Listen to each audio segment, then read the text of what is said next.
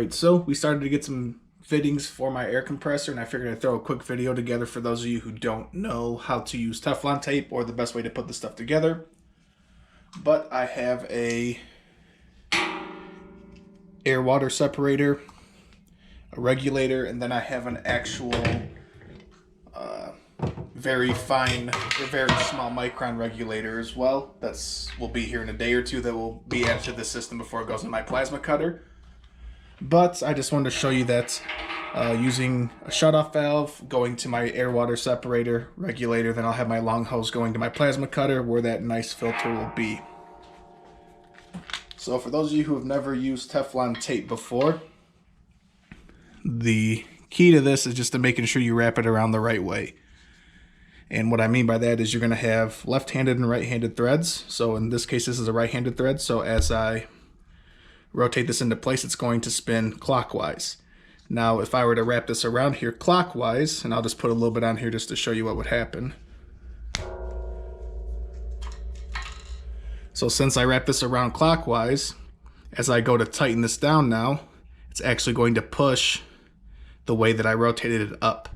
So whichever way the thread actually goes on, you want to do it the opposite direction. So I'm going to turn this clockwise, being a right-handed thread, to tighten it. So I need to make sure I wrap my pipe thread counterclockwise around it. So that way, as I tighten it down, it actually makes it tighter to the threads, allowing me to have a nice good seal. So let's go ahead and get this all hooked up with my air water separator, my regulator, and I'll show you what that's like when we're done.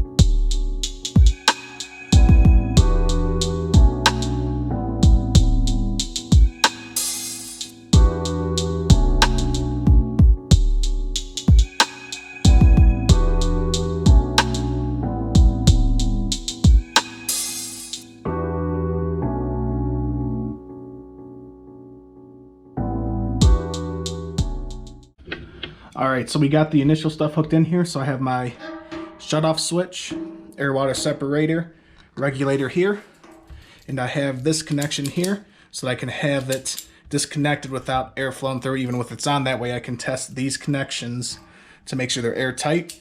And what I'm going to do is let my air compressor get fully pressurized. Then I will open this up and I'm going to squirt some soapy water on all these connections to make sure that no bubbles are shown, and that'll let me know that I have a good connection. So let's see how this goes. Alright, so we got it up to pressure now, so I'm going to just add a little bit of water to all these connections just to see if we have any bubbles formed. So a little bit of soapy water, and we'll see what happens here.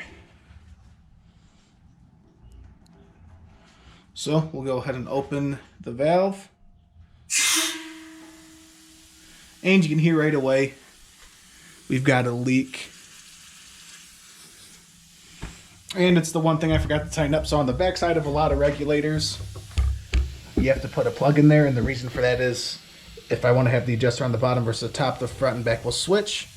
But that seems to be the only spot where I'm seeing any bubbles or hearing any noise. So let me tighten that up and we'll see what happens. Alright, so we got that on the back now. Valve's open. And you can see now, let me make it focus real quick.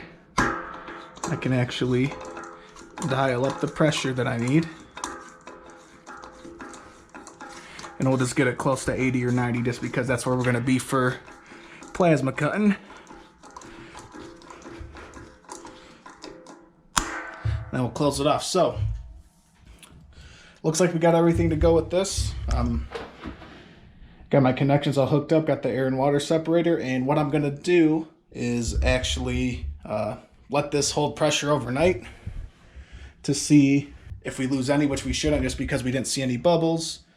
And listening closely, I can't hear any air sneaking out, so we'll just leave it pressurized overnight, see what happens, and then tomorrow my filter for my plasma cutter should be here, so we'll get that hooked up and we will fire up the plasma cutter and cut for the first time at home using my new 60-gallon compressor. So we'll jump back into it tomorrow, see how that goes.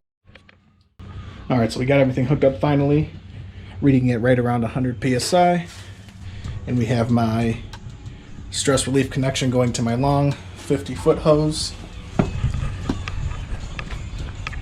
which then comes out to my motor guard filter, and then plugs into the back of my plasma cutter. So let's go ahead and get this thing fired up and do our first cut here at home and see how it goes.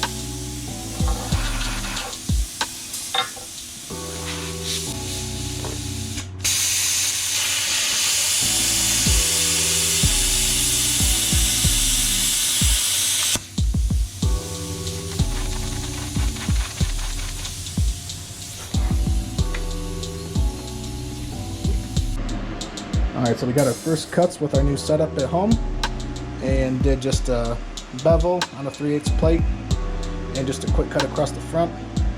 So the reason I didn't cut too much with this right now is because I only have one 240 volt plug in my basement, and because of that I wanted to make sure that I don't run out of air and ruin my first tips in here. So I filled my compressor, did a couple cuts to make sure it was going to work, and at least I know that I have everything I need to make a good clean cutting system. The electrodes and everything in the torch look good after the first few cuts, so I know my air is fairly dry right now, but we'll really see once we get to the more humid part of the summer. But overall, super pleased, and this is going to really open the door for me as far as projects I can work on, and you'll see those in the upcoming videos. So thanks again for watching and subscribing, and drop a like, leave a comment, and we'll see you in the next video. Thanks.